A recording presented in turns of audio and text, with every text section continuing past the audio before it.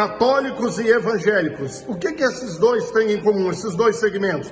Quais as duas maiores semelhanças entre esses dois segmentos? Vamos entender. Querido, em 1546, depois da Reforma Protestante que aconteceu em 1517, houve um concílio, uma reunião na Igreja Católica e, dentre outras coisas, uma coisa foi decidida. A tradição tem autoridade igual ou maior do que a Bíblia.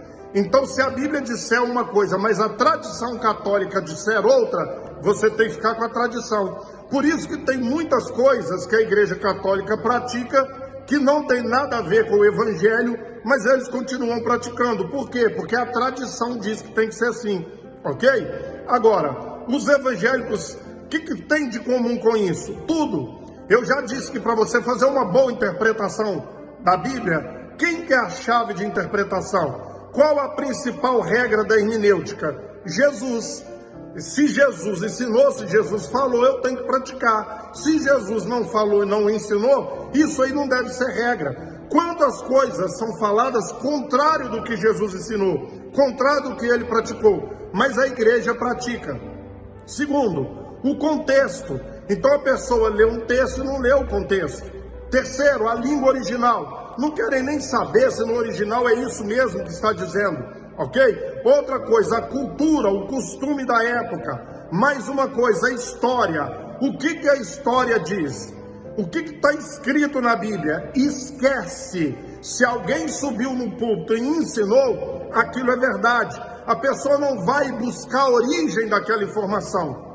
Virou uma tradição na igreja evangélica, acabou. Por mais que você tente explicar, por mais que você tente falar, mas aquilo é praticado na igreja durante alguns anos, algumas décadas, alguns séculos.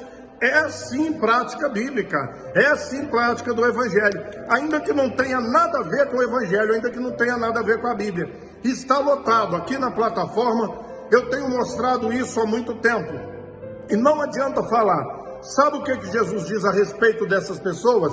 Sabe o que ele diz a respeito desse povo? Tentar explicar para o religioso é como julgar pérolas para os porcos, é como dar coisas santas para os cães, é como você tentar colocar um remendo de um pano novo num vestido velho, é como tentar colocar um vinho novo num odre velho, entendeu? Então não adianta, ok? A tradição fica acima do que Jesus falou, do que Jesus ensinou, do que está escrito, da história, do contexto, da língua original. Acabou. O que foi ensinado é que é verdade, ok? A segunda, a idolatria. Então, os evangélicos metem o pau nos católicos por causa da idolatria. Eles são idólatras, tem imagem de escultura, tem isso, tem aquilo, tem os cultos para os santos e tal. Mas dá uma olhada na idolatria evangélica também, se eles não têm. Celebridades são idolatradas, querem selfie, querem autógrafos com pastores, cantores, celebridades gospel.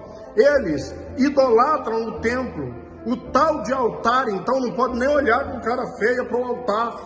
Idolatram o óleo ungido, o livro que chamam de palavra de Deus, porque a palavra de Deus é Jesus. Deus não cabe num livro. Idolatram aquele livro, entende? Idolatram os seus cultos, as suas campanhas, tipos de música, liturgias de culto, cerimônias. Nossa, não pode falar mal da ceia, do batismo, do casamento.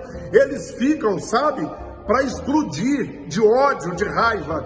É tanta idolatria, as campanhas, o óleo ungido, o travesseirinho não sei do que, sabe, o tijolinho não sei da onde, a idolatria. Então, a tradição e a idolatria, duas coisas que são muito semelhantes entre católicos e evangélicos. Um abraço, até o próximo, fique com Deus.